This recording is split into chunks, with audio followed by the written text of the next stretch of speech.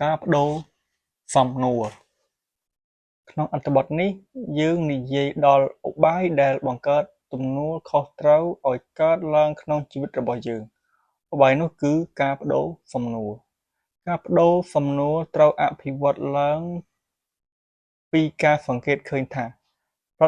តិកម្មដំបូងរបស់យើងច្រើនតែកើតនៅក្នុងផ្លូវអវិជ្ជមាននិងធ្វើឲ្យសំណួរខុសផុសឡើងនៅក្នុងគំនិតរបស់យើងយ៉ាងណាក៏ដោយក្នុងការសម្រេចចិត្តបើយើងអាចហ្វឹកហាត់គំនិតខ្លួនឯងឲ្យមើលទៅឃើញទៅដល់ផ្នែកខាងក្រោយសំណួរទាំងនោះយើងដាក់សំណួរដែលល្អជាងមុនការប្ដូរសំណួររបស់យើងនឹងជួយឲ្យយើងបានផលល្អជាងមុនជានិច្ចគោលការណ៍នៃការប្ដូរសំណួរគឺចម្លើយបង្កប់នៅក្នុងសំណួរដូច្នេះបើយើងដាក់សំណួរល្អយើងនឹងបានចម្លើយល្អដូចគ្នាអ្វីដែលសំខាន់នៅទីនេះគឺការដាក់សំណួរល្អតែបញ្ហាសំខាន់គឺយើងបែងចែករវាងសំណួរល្អនិងសំណួរមិនល្អបានយ៉ាងដូចម្តេច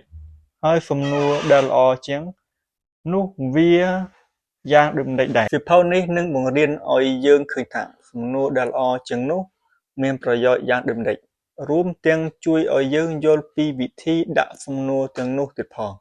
តទៅនេះជាវិធីងាយៗ3ចំណុចសម្រាប់ប្ដូរសំណួរ 1. សួរថាអ្វីឬយ៉ាងណាមិនមែនហេតុអ្វីពេលណាឬអ្នកណានោះទេ 2. ប្រើពាក្យសព្វនាមថាខ្ញុំមិនមែនប្រើពាក្យសព្វនាមថាពួកគេយើងឬអ្នក 3. សង្កត់ធ្ងន់ទៅលើការយកដៃធ្វើដូចជាខ្ញុំធ្វើអ្វីបានខ្លះជាសំណួរដែលដាក់តាមវិធីខាងលើយ៉ាងល្អឥតខ្ចោះ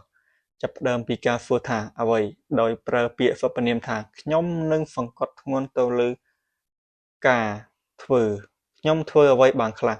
ជាប្រយោគងាយៗដូចដែលខ្ញុំបានប្រាប់មកហើយតែប្រយ័ត្នកុំបណ្ដោយឲ្យភាពងាយស្រួលរបស់វាមកបកបញ្ឆោតភ្នែកអ្នកតាមពិតការប្ដូរសំណួរនោះដូចជា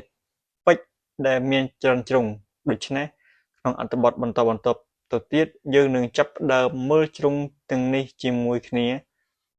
ថាតើការប្ដូរវាជះឥទ្ធិពលដល់ជីវិតរបស់យើងយ៉ាងច្រើនប៉ុណ្ណា